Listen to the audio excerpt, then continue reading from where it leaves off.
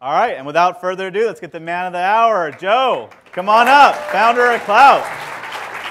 Let me give you a sense of the audience. I think obviously most people here know you pretty well. How many of you right now are working on or have your own company?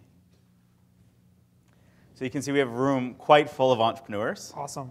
How many of you are currently in the process, or in the next 3 to 6 months will be in the process of fundraising? So got a handful of those folks. All right, now let's get down to the good stuff. Ready? How many of you are registered members on Klout? Wow. All right. Everyone else should just download the app. Feel free while Okay. I'm talking. Why don't we start off with what Klout is today? Sure. For those folks that may not be familiar, and then we'll go through kind of the whole story that led you to where you're at right now.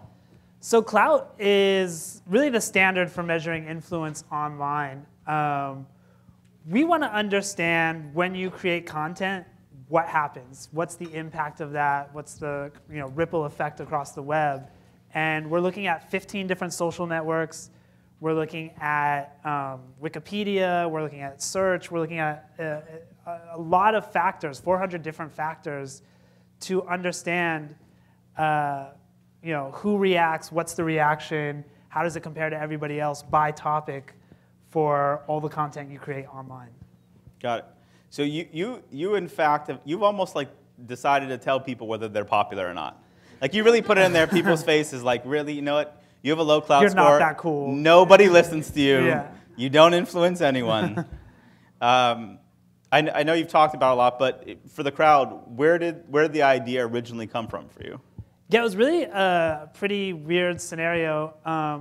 Late 2007, I was living in New York City, and I had jaw surgery, and my jaw was wired shut for about 3 months. And during that time, basically everything had to be blended and strained. And I just saw my wife got here, and she had to like literally blend everything. By the way, she better have a high Klout score. There better be some manipulation in there. She definitely accuses me of lowering her Klout score.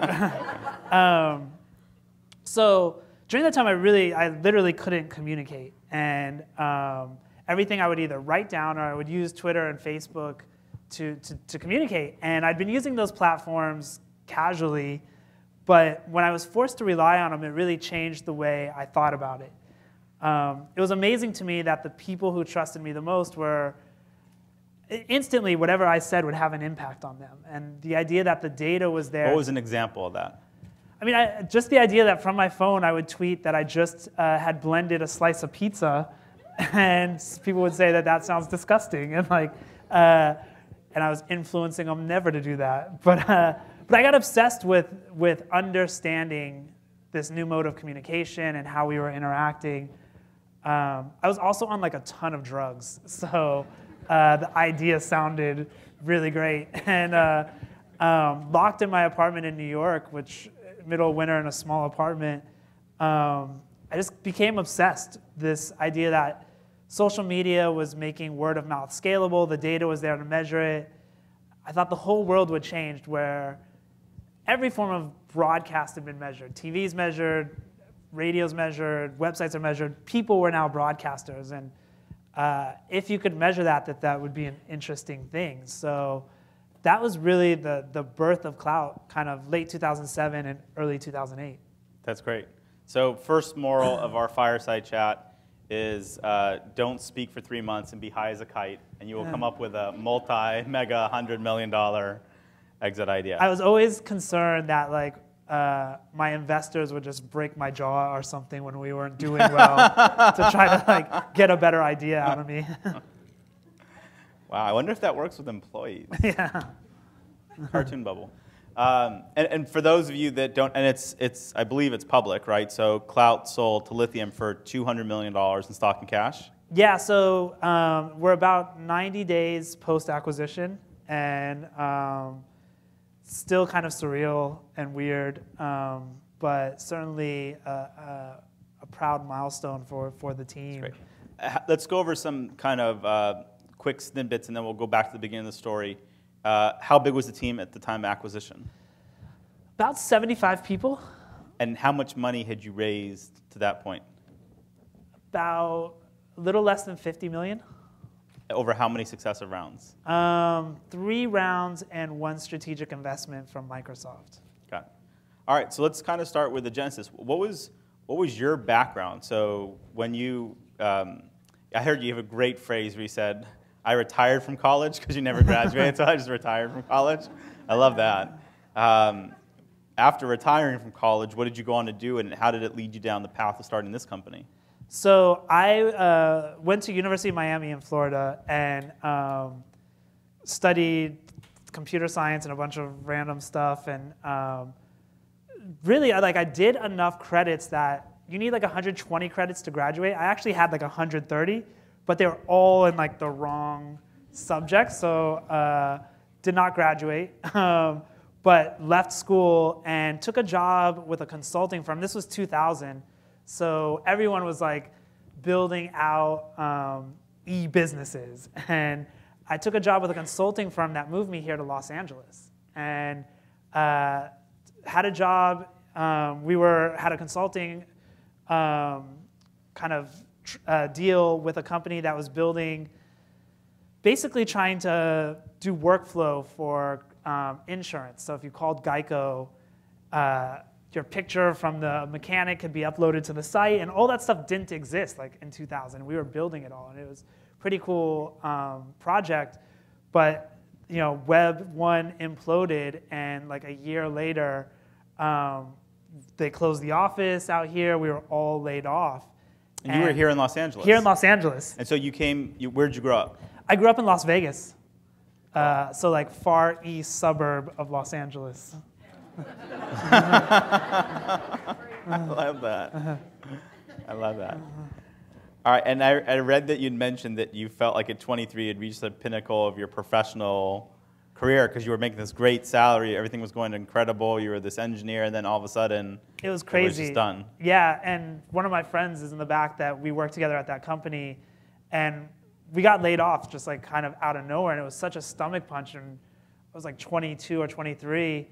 And just out of college and making almost 100,000, which felt like 100 million, had a crazy awesome apartment here in Santa Monica.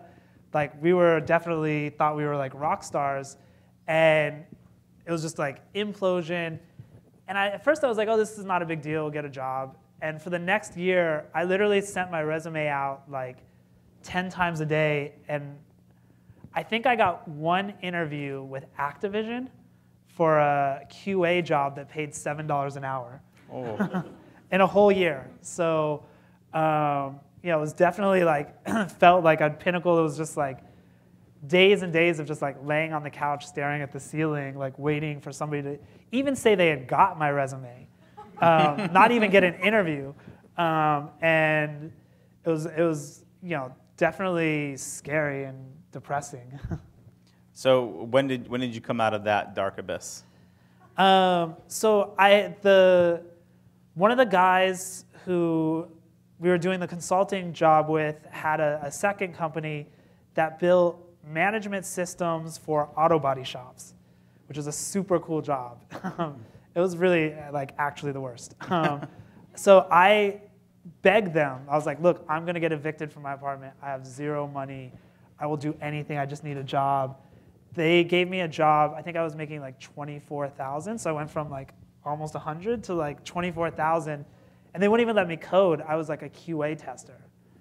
And it was like in the QA tester and tech support for body shops. So these body shop people would call and like, again, super unfamiliar with technology and these platforms and just scream at me.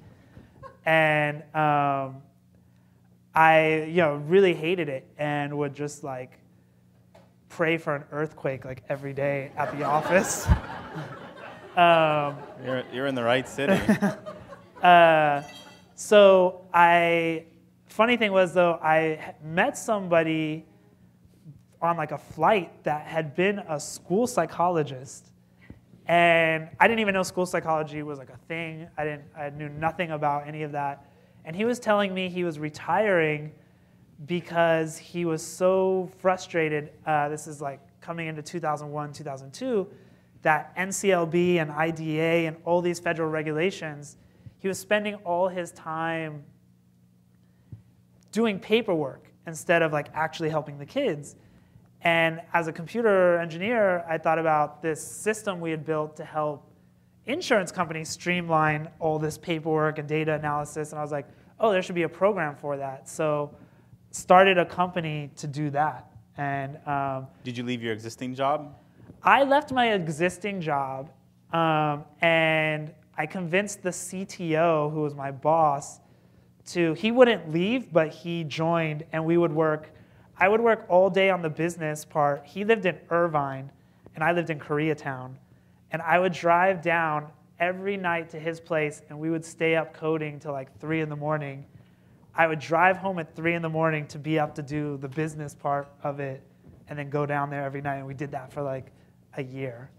But we built a system that got into like 85% of the school districts in the US, which was really crazy because of this law. Like, you legally had to do this analysis, and we were the first ones to have a system that did it. And it was kind of like such a random luck thing to like meet. And this person. how long were the two of you working on that company together? You were the school psychologist. So it was the school psychologist, the CTO, me, and we brought in one person for tech support. And that company still exists, and 2 of the people are still doing it, and it's still running. Wow. And like makes cash from all the schools using it. Did you ever sell the company? Did you just? I sold my shares when I started Klout. Investors were pretty serious that they didn't like the idea of you having like income coming from somewhere else. Like, they want your life on the line for what you're working on. So we'd like you to be poor. Yeah, we want this to be like live or die. And so I sold my shares to the other partners and have been out of it for quite a while. The guy who was my CTO at the job and who did Score and Report actually became my co-founder at Klout. So we've now done 2 companies together. Okay. All right, so let's talk about the transition, founding Klout. You had this time off. You come up with the idea. What was the process of how you actually got it off the ground? Because you were right in the middle of the worst economy there in 2008. Yeah. I'm sure all the investment had dried up. What was going on? Well, so I basically got unwired. My jaw was wired shut in like February, March of 2008. And I remember going and starting to tell friends about this idea I had and this little alpha I built to like test it. And everyone just said, who cares? Like, Twitter wasn't like a mainstream thing, and everyone was like, who cares who's popular or influential or whatever on Twitter? And I couldn't convince anyone to quit their job and come do this. And it was still early in 2008, so like none of the economy was still, people were getting nervous, but nothing bad had happened. So fast forward to like July 2008, I couldn't shake this idea, and I quit everything else I was doing. And I had a friend who had married a Singaporean woman, and he moved to Singapore. He's from New York. He moved to Singapore and opened an offshore dev shop. I convinced him to exchange equity for development resources. So he gave me engineers, but I knew that the offshore, building something that was such a kind of crazy idea that we didn't know how it would work, the time difference of trying to offshore made it impossible. So I basically offshore myself and went and slept on like the developers' couches for pretty much like 5-ish months on multiple trips, but went and stayed in Singapore, and we kind of went from alpha version of Klout to beta version. And at this point, had you raised any money? Had raised $0. So I figured, okay, I'll go to Singapore. All I have to be able to do is cover my own expenses because I'm getting these developers for free. We'll build a really great beta, and I should be able to raise money after that. I'm in Singapore, and like September, whatever happens, and Lehman Brothers implodes. And I just remember sitting on the couch in the office in Singapore and just knowing I was fucked. Like I'm not going to raise money. I'm not going to be able to get a job, and like I have no idea what to do. And I was literally for like 2 days, just like paralyzed on the couch. And but once you got over that, realized like, okay, this just has to work. So built still a really crappy but a working version of the site, and went back to New York and publicly. What did that very first version do? So basically, it would pull data from Twitter and it would download it really into Excel. And in Excel, I would run your Klout score, and then I could manually take your Klout score and update your page, and then manually send you an email. So that was the launch version. Klout was an Excel macro. Basically. Yeah, like that's how MVP it was. But I mean, the process of pulling the data and like the Twitter API was such a mess. We were like really one of the first companies hitting the Twitter API. It would die every time we tried to do anything. But that was the system, and I launched it Christmas Eve, 2008, which is like super strategic marketing plan. The launch of Klout was just a tweet of my Klout score, and I was like, I guess it's public now. And it was my wife's birthday, and we went out to dinner, and then like came back, and then a bunch of people had registered. So there was no TechCrunch, no. It was actually like almost a year and a half later before we got like our first TechCrunch piece or anything. Got it. And so talk about the trajectory of the business.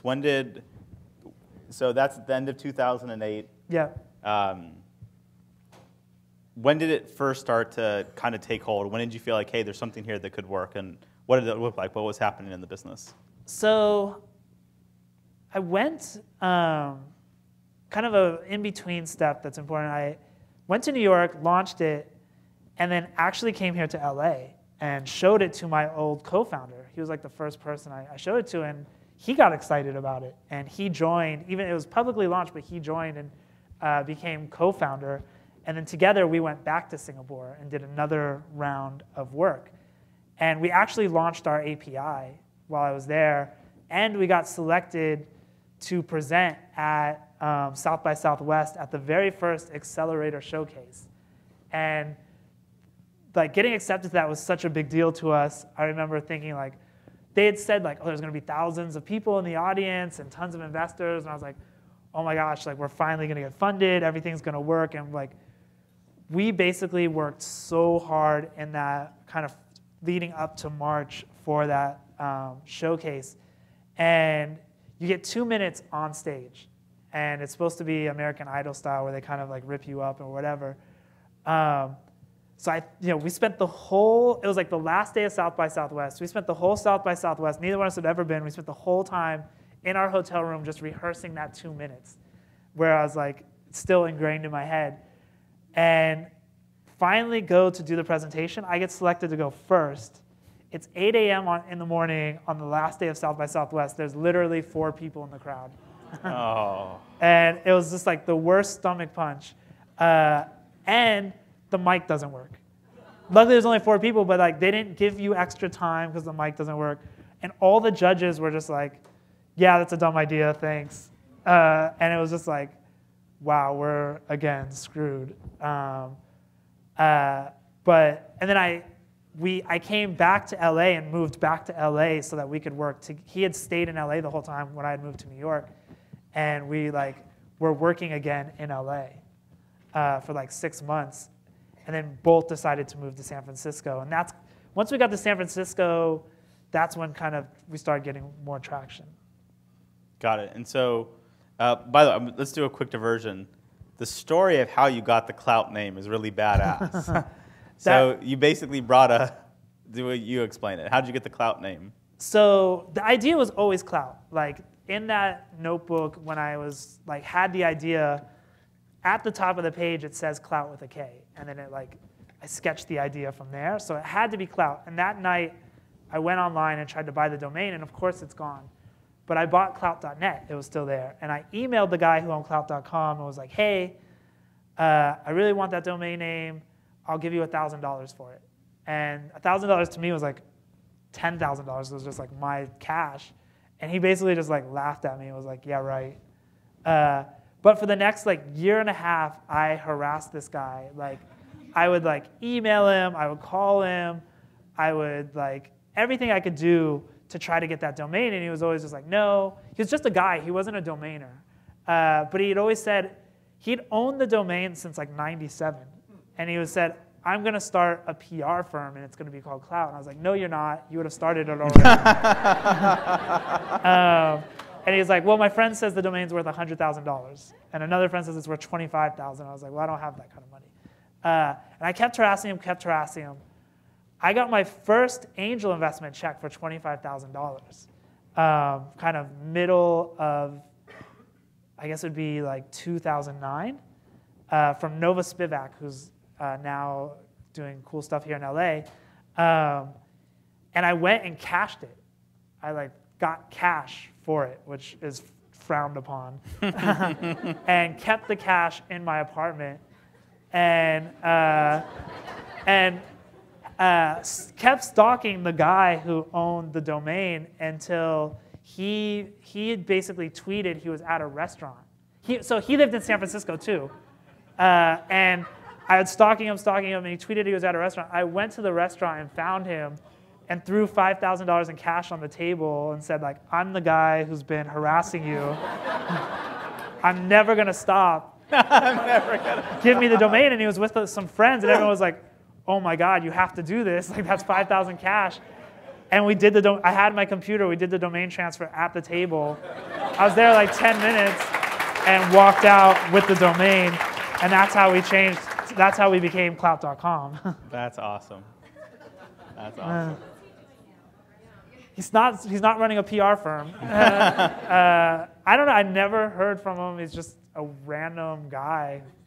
He told me he was thinking of like, he was like an older guy kind of, and he was like talking about his family lives somewhere, and he was going to go kind of retire there or something. So, I don't know. Got it. Yeah. East Los Angeles. Yeah. All right. So it's 2009. You raised your first check, which you keep in cash in your house, which is so baller. I would not recommend, for those of you, by the way, that are fundraising, to do that. That is generally a frowned upon practice. So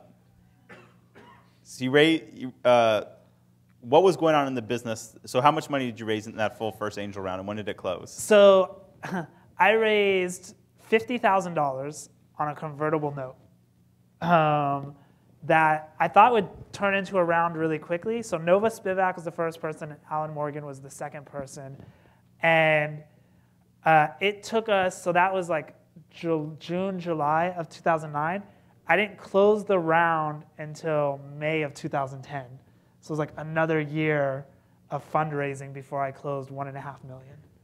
And I pitched probably, somewhere between 150 and 200 times to get 37 angel investors. None of the like big name angel investors, or at least now they've turned into big name angel investors, but back then they were kind of random people almost. And so let's talk about that process for a moment, because I think what's really interesting is you've had this incredibly successful exit. You raised $50 million, but you had this period of time where the first 2 years it wasn't like things were just going gangbuster. Let's talk about the fundraising, because you saw how many people are in that mode right now. Yeah.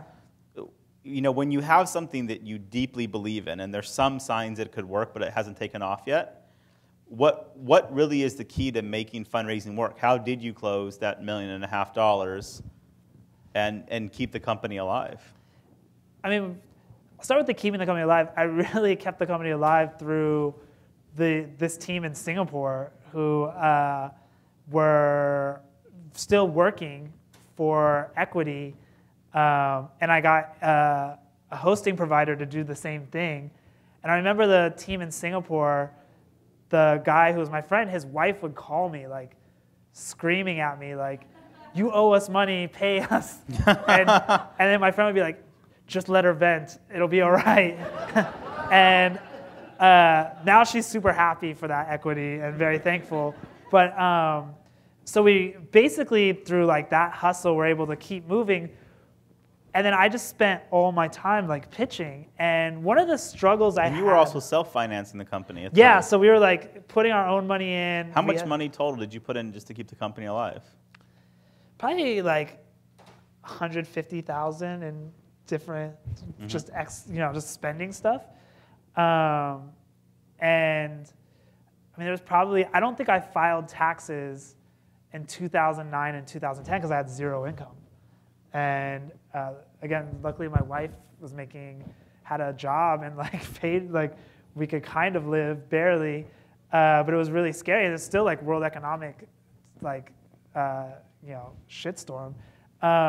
So I would pitch it, and Klout was still like a very big idea where it was like, well, we're going to measure how influential everyone is, and that could be like a data play, it could be an ad play, it could be a consumer company, and every person I would pitch to would be like, oh, I really love this as a data company. I think there's huge opportunity in the data side, and I'd be like, oh yeah, totally.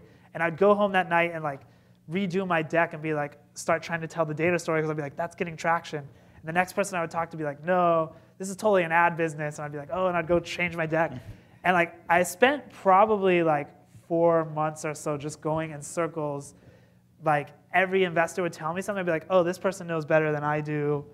I'm going to change my deck and story. And then the next person would have something completely opposite. And I finally just came to a point where I was like, I'm going to pitch the company I want to build, and as many people that it takes to get to say, that have to say no to that to get to yeses, like, I'll do that. And what was that company? The idea was really, Klout is a consumer company. Like, we work for the consumers, that we would provide value to the consumers by connecting them to brands, but it would be like to their benefit, not to the brand's benefit. And that the whole world of influence and marketing and kind of the way brands and people interact was going to change, and we were going to be a central part of that. And it was kind of told around this story that, like, we would talk about PageRank for people, and that the whole internet was going to transform from being page-centric to being people-centric, and Klout's going to be a foundational layer of that. So it was like crazy talk, considering I had literally never even met somebody who worked at Google when I had started the company. And like, this was like Google level aspiration. And people would be like, cool idea, you have no chance of actually making that happen. Well, when did the product really start to gain traction? I mean, when did you start to see there be really quick growth in the product? And did you do anything for marketing to make that happen? I mean, how did you really kind of get all those early, how did you get like the first 100,000 people using Klout? The PR cycle and press and hype around Klout was always way ahead of the like maturity of the product, the maturity of the organization, the maturity of kind of everything. And it benefited us in huge ways, and it also like hurt us in huge ways. So like from like right early on, like we were getting press, and it was kind of this moment in time of like social media. People were like, is social media going to be a thing? Is it a real thing? Or is it like, MySpace and everything before it had been kind of like a teenager thing? And is this like a movement? And oh my gosh, people are getting scored for it. And what does that mean? And is this empowering? Or are we turning the internet into high school? And who scores what? And like that story just took off. And the idea of influence and putting a score next to people was really like a lightning rod. And that, I think that was not something we like designed for necessarily. It was something we thought about a little. So were you doing any real marketing to try to get users, or did it just kind of grow virally? We never, like, we were joking, we've never had like marketing at Klout. We've never had like a marketing team really in any meaningful way. We've had. After a year, how many users did you have? At the end of at the end of 2010, we probably had 250,000 users. It's quite a lot. And then at the end of 2011? We were probably around 1 million. And then 2012?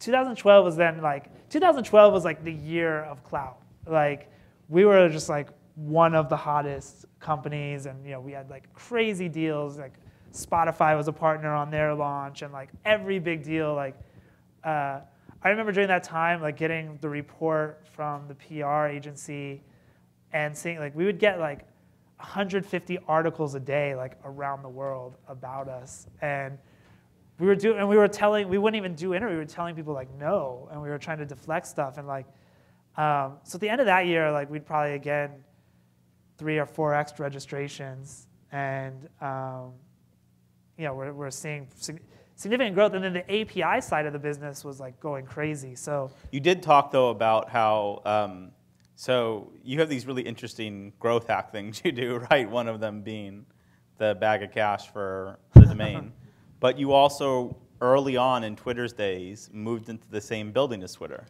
Can you talk about that, and then how you tweeted the guests that came to Twitter? So I think the two things that had the biggest impact on our growth that were kind of unexpected, because when we started, like it really felt like every person that was smart enough to hit the Twitter API and work a calculator had an influence score. Like there were so many random scores out there, and to break out of that pack and become the standard, the name was huge. And when we moved from LA to San Francisco, we put our office in Twitter's building. And Twitter was only 40, 50 people at that time. So the ecosystem was really shaky. And like every day on TechCrunch, the articles would be like, is Twitter going to shut off the API? And what's going on? And every time they hiccuped, it would be like hysteria in the kind of press and investor space. And it was so awesome that I could get in the elevator and go upstairs and ask somebody what was going on and like build a personal connection. My original deal for the Twitter fire hose was done over text message at like 2 a.m. By building those personal. Can you explain for the folks here that may not be familiar with what the Twitter fire hose is? I mean, that's like the holy grail. That's the access to all the tweets. And it's something now that when they do a deal, I think they sell it for like $50 million. To like Google and Yahoo and those types of people.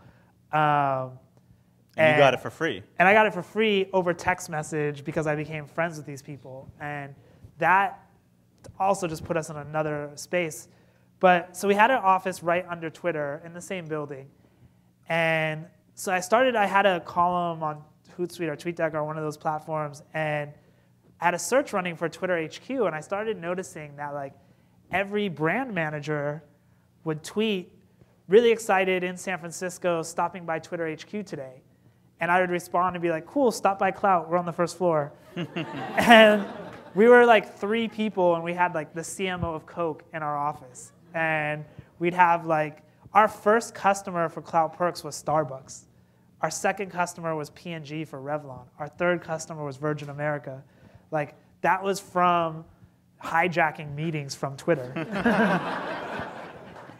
Just like stole their Wi-Fi. Yeah, like we would like go use their bathroom, like go take supplies, like we had their Wi-Fi codes. Like the only thing, the one thing we wouldn't touch that we knew would get us like killed was we couldn't poach anyone, and because we had this joke that we were gonna put signs in the lobby that Twitter for people interview, because they were hiring so fast, and we were trying to hire. That we'd put like a sign in the lobby that like interviews were this way and try to like steal people, but that we knew was like the one thing we never did. Everything else we like tried to do, and we just. And so when did you raise? What were the next rounds that you raised? And then again, just any general fundraising advice that you have that you think would be applicable to the folks here that are trying to raise money for their companies today. Yeah. So the first round was way harder than all the other rounds combined. None of them are easy and none of them are fun, and they're all stressful, and I would get sick and kind of crazy drama in each of them. But the first one really like literally took a year to raise $1.5 million, and then like eventually I raised like 30 million in a few days. So it's weird to go through that process so quickly. So we did $1.5 million, and then we did 8 million. And then we did like 30 million, and then we did like a strategic investment after that. That was from Microsoft. From Microsoft. How was that brought? Did you get to meet and hang out with Ballmer at all? Did get to meet Ballmer, got to meet Gates, got to like It was pretty crazy. What was Gates and Ballmer take on what you were doing with Klout? So the crazy thing was I actually had gotten an email from Gates like 6 months prior complaining about his Klout score. No, you didn't. And you didn't. He had discovered a bug in the system. So that was like crazy. It was like... and did you think this was real, or did you think of somebody fucking with you? It was like, well, because it came through John Doerr. Like Gates emailed John Doerr, who pushed it to us, and I was like, holy shit, this is crazy. And then Chi Lu, who runs... Did you respond to him? Yeah, we were like, it's fixed, sorry about that. But we did get to like meet him and sit down with him and talk about Klout, which was one of the coolest experiences in the history of the company. You know, most of the time when you sit with people, there's all these complexities in the business that like you can gloss over, and because you know we live it and they don't, and like he drilled so quickly into like our Achilles heel and like the like challenge we'd have and the wall we would eventually hit, like first question, and it was just like you win. It was like it was pretty crazy. Like, you know, most of the time you meet people and you're like, oh wow, that person's just a person and they're cool, and like now I imagine them in a different way. But Bill Gates is the one person where I'm like, that's a person operating on another level that I will never experience. And we only spent like 30 minutes together, but it was very cool. And then got to meet Ballmer, and then spent a huge amount of time with the Bing team. And the thesis there was, you know, the belief is that search is basically, between Bing and Google, there's not any real difference. It's like a commodity now. Like the results are as good, but the issue is it's branding. So they were really thinking about what is the differentiated experience that they could offer and where social fit into that. And Chi Lu, who runs Bing, and I spent like a whole day on a Saturday talking, and both shared the same idea of the world would change, and we don't want just links. We want people, and we want to be able to connect with them and talk to them and get answers in real time. So this idea of search through people was like the thesis of the investment, and we had a revenue deal where they would pay us for access to our data. So we work really closely with Bing. We have a team dedicated to that. We're like ingrained in their search, and it's been both really cool and lessons learned in terms of like dealing with big companies and strategic investments. Like I do think there's a distraction there that ultimately you'd have to question the like value of the money versus what you give up. But it was cool to kind of see all those different pieces. Yeah. And so there've been a couple times that you've changed the algorithm of Klout that changed people's ranking. I think famously for the first time in 2011, and you talked about how the trending term on Twitter for the day was Occupy Klout. It was like hashtag Occupy Klout. And you were saying that you got is this true? You got hundreds of death threats to your personal cell phone? Yeah. So when what the heck happened there? So if you Googled Klout phone number, my cell phone came up. Because when I did all like the incorporation, like this was just a company that was in my bedroom. I launched it on Christmas Eve. Like I had no real plan and didn't think this was, in my wildest dreams, it wouldn't have been as big as it became. And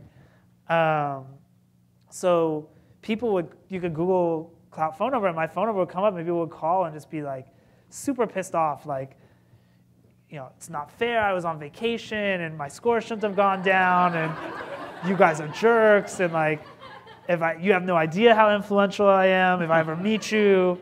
And I was getting just like, 30, 40, 50 phone calls a day from. I kept thinking it would die down and go away, but it never did. And just like phone would always be ringing. And it was a really bummer because like, you have your phone number for like 10 years, and I had a 213 number. I was like LA representing, and I had to change, and because of that. I mean, what else would people say? They were just mad. They were just mad, and they would just be like, we would see all sorts of stuff, like bloggers blog about us, like their score would drop, and they would just write, like, they would just rip us up, and then their score would go up, and they'd like write us really great stuff, and like, the psychology of that whole scoring, I knew it would be kind of an important part, but it was just became so much bigger. We're also in tune to like numbers and having, and like our grades in school and all these different things. And when you put that next to people's face and they tie it so closely to their identity, and the press is talking about this new world and social and your score is going to really matter, like people really, really cared. And you mentioned this famous moment where we changed the score. We'd been changing the score all the time before that, and people didn't really notice or care. And it was this tipping point where it was like, we didn't realize how much people cared, and it really mattered, and people were really pissed off. And we didn't realize like the level of transparency we had to have around why we were changing the score and what it meant, and give people context. And we were just kind of like gunslingers still, like screwing with stuff. And since then we've gotten much better about how we handle that. But that was one of the biggest moments. It was pretty crazy because I remember loading TechCrunch one day, and I remember before actually when Klout started and talking to my wife and telling her, like, if we ever get on TechCrunch, it'll be so cool. Like that would be like such a big moment, and like I'll have that to talk about for like my whole career. And opening TechCrunch one day, and 6 straight articles were about Klout. And the biggest one was from Alexia saying, like, I forget what the headline was, but it was basically like, Klout's the stupidest thing that's ever existed, and you're an idiot if you like it. And being really panicked about like, oh crap, all my engineers are gonna quit. Like, how can you read everyone saying what you're working on is stupid and not go quit that day? But it really actually like bonded the team. And we actually kind of took it on as a persona. If you work at Klout, you're a Klout law.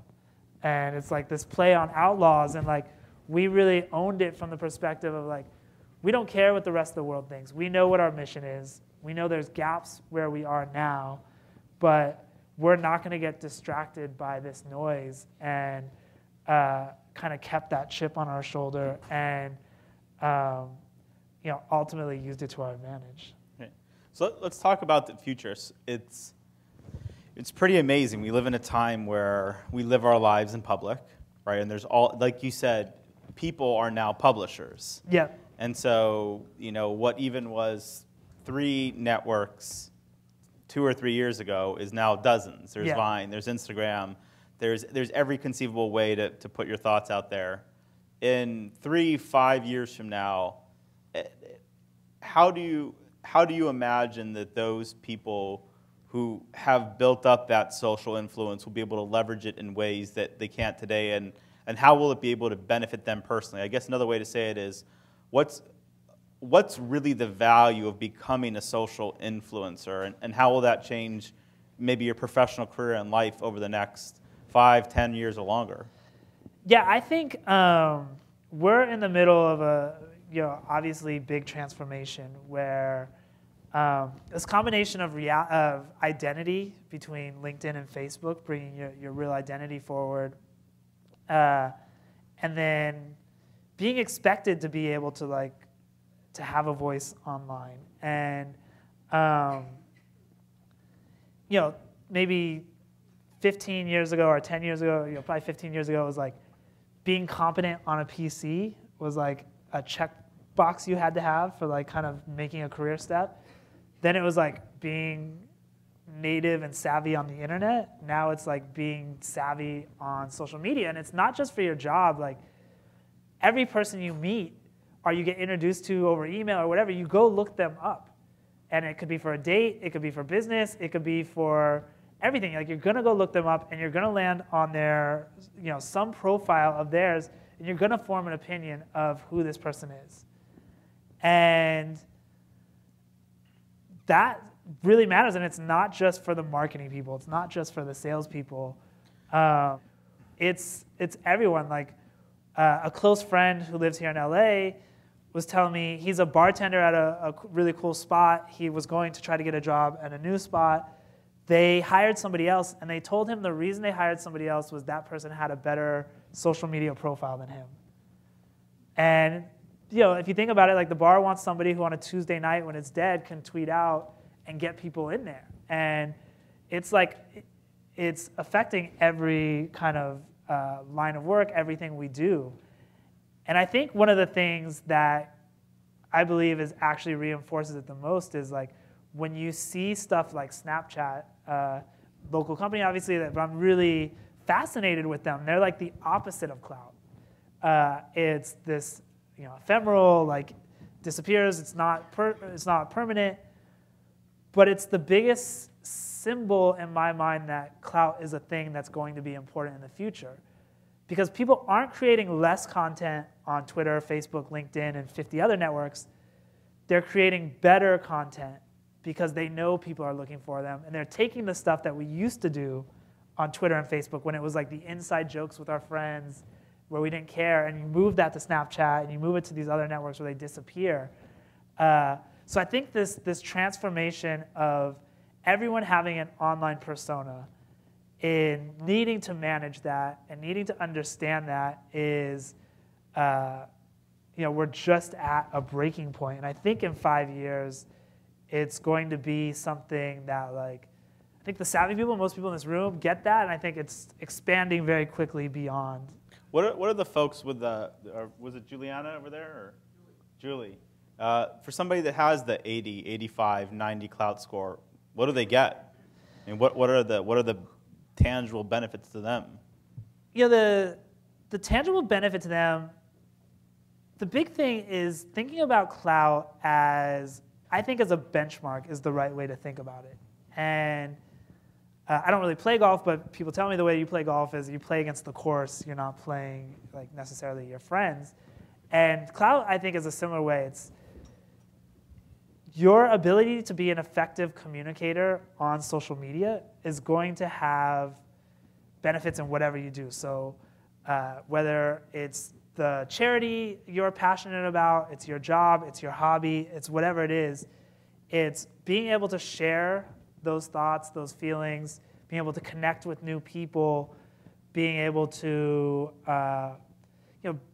just be a better citizen on the kind of social world just comes with so many benefits. And of course, there's the Klout perks, and you could get cool stuff, whatever, but like that is fleeting compared to, I think, the like life benefits you get. And if you think about Klout as just a tool that helps you understand the way you communicate and understand how people interact with that and learn how to get better and learn how to optimize, we like to think you're going to have a more productive life. So having monitored some of the most, the widest reaching social influencers, the most followed, the most engaged with, what advice or recommendation? I'm sure every single person, or not every single, but the majority of people in here want more Twitter followers. They want more people following them on Instagram. They want to have a larger reach. They want to have more people clicking their links and engaging with it.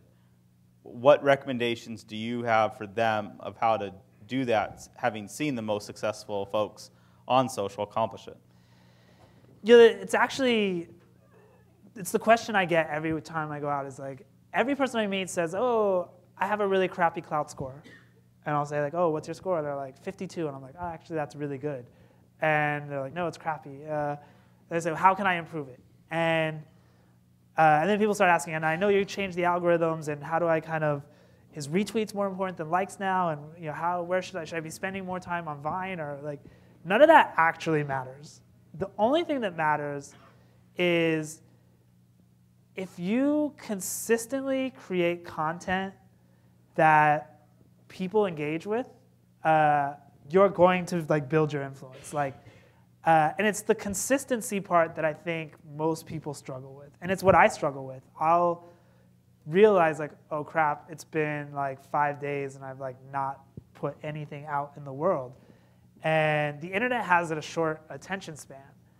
So finding that balance of not being noisy, but consistently creating stuff. And it's hard to, a lot of people struggle, and I think everyone struggles one way or another of like, I don't have something interesting to say. Nobody cares. And, getting over that and finding your unique point of view and being comfortable sharing that, regardless of what tweaks we make, you will inevitably keep building and becoming more successful. How do you think about it from a more meta point of view? I know a lot of folks that wherever they go are have on the top of their mind, how do I take this moment and put it on Instagram so that people want to engage in it? Yeah. Right? That you're at dinner with somebody, you're having a conversation, you're like, oh, that was tweetable, as you say something, and you go right to your phone. You're creating a lot more content, there's a lot more sharing of information, but what do you think of, like, what are your thoughts on the fact that in your life? Yeah, that we're constantly taking ourselves, we're opting out, taking ourselves of being in the moment to create this stuff to share with as many people as possible. Yeah, and that's where the noisiness, I think, comes into play. You do get penalized in Klout if you are just creating content in a way that like your network starts shutting you out. And nobody wants to be that person who like is what the media tries to make out of the person who's like only worried about tweeting and whatever. And it's why we try to like humanize like the way we think of the product and different things. So I don't have like a clear answer on like the right solution. I just like personally don't do it and don't like hanging out with people who do that stuff. Which social networks are you using the most these days? Or I use Twitter for primarily like hyping Klout and random things I think are kind of witty to myself thoughts. I use Facebook for like stuff like kind of more family and closer friends, but I post pretty rarely to Facebook, maybe like twice a month. And I feel like Instagram is kind of the best blend of the two, where it's the feed of Twitter where I know like Instagram's not trying to make decisions of who sees my content and who doesn't, which I like. But it's like, I don't have like the big Klout following that I have on Twitter, so I can just take pictures of like my dog or like whatever weird thing that I'm like doing, and not feel like I'm not on message or something. So I think I enjoy Instagram the most right now. I probably use Twitter the most, and Facebook's just kind of ubiquitously there. Got it. And so let's talk about the future. What's your hope of what Klout will be 10 years from today? It's weird to think about because like, this acquisition kind of like shifts some things. Like, I don't even know how to think about that actually in terms of like, do I even get to think about what I hope Klout gets to be in 10 years, or is that like not really my choice anymore? But what I hope, as Klout. What did you hope it would be before the acquisition? I hoped Klout would be a foundational like fabric of the internet company, where I would think of Klout as like your VIP pass to the world that hopefully made every experience you had better. Every site you visited was more customized to you. Every business interaction, they like realized who you were and what you were passionate about. So like, I would always talk about Klout as the VIP pass to the world. Okay. And I think that's, that is certainly still the mission. I think that's still very achievable, and part of why I did that deal is to have the resources to see that through. So, I think we're in the middle of the right stuff, and the world is moving to a place where Klout should be that level of importance. Some company like Klout will be that. it's our job to make it us. Okay. What was the other story that you had in mind of something you had to do to hustle your way to some success? So I haven't really told this story very much, but it's a pretty funny one. So when we were raised, we did the $1.5 million angel round, and then it took a year. It was really crazy, and then the next round we were raising was super intense, and we had like all these VCs chasing us, and we got kind of preempted. Like people were giving us term sheets, and it was really crazy. So we had like some term sheets, and Kleiner Perkins came late to the game. Like I was literally about to sign a term sheet with another VC firm, and that term sheet was going to basically expire the next day. But I really connected with these the Kleiner VC. It was Bing Gordon, who's was on the board of Amazon and on the board of Zynga, and I liked the way he thought of our business, and I really liked the idea of getting the stamp of Kleiner Perkins on what we were doing. So I wanted them in, but we didn't. But I met Bing the day before our other term sheet was going to expire, and he says to me, "Well, let's talk about the deal in a few days. I have to go up to Seattle for an Amazon board meeting." And I was like, "We don't have a few days. I have to figure this out by tomorrow." And he's like, "Well, I'm gone." And I was with a guy who was actually an angel investor but was working at the time in the company, and he's an LA guy, Tom McInerney. And Tom, I have to give Tom all the credit for it. He said, "Well, let's have the conversation on the Klout jet." And Bing kind of froze and basically tried to call bullshit. And I was like, "Sure, yeah, let's do it on the Klout jet." And we scrambled and rented a plane. And because he was flying from San Francisco up to Seattle, and so I'm hanging out with Bing. Tom's in the other room, booking the plane, and we go straight to the airport and get on a private plane, which is awesome. And I remember walking out on the runway, and Bing says, "This is going to be the start of an amazing story." And we get on the plane, and we're basically negotiating the deal. And we're haggling and going back and forth and trying to get there. And I feel the plane start to dip. And I say, "Excuse me," and I walk into the cockpit and tell the pilots "Hey, I need you guys to circle for a while. I'll tell you when it's cool." And so we basically hammered the deal out on a private jet. We weren't going to hit our next payroll. We were out of money, and we were trying to close this round of funding. We were going to blow up a term sheet from another really good VC. We had rented a private jet on a credit card to go negotiate the deal, and dropped him off. He got in a car and went to the Amazon board meeting, and we got on a Southwest flight home. So it was pretty funny. Got it. Well, I'm not sure that any other questions can be able to top that. So on that note, Joe, we've had 44 guests, actually many more than 44 guests. And I can definitely say your humility and candor and refreshingness and just the relatability. And I think the one thing that we can all take from you is just how relatable you made your story to everybody here and these crazy things that you did to make this company happen. And so no doubt the biggest part of the success of that company was you, and kudos to you on the recent sale. Thank you for coming here so soon after being acquired and sharing with everybody. Thank you to Cornerstone. Go talk to them about the open jobs. Go talk to our new folks at Docstoc about the jobs that we have available. Thank you again to Intuit. Thank you to Laurel. Thank you everybody on the Docstoc team. And we're going to hang out, have some drinks, have some food, come by, say hi to Joe. Thank you everybody for coming out again. See you all soon. Thank you.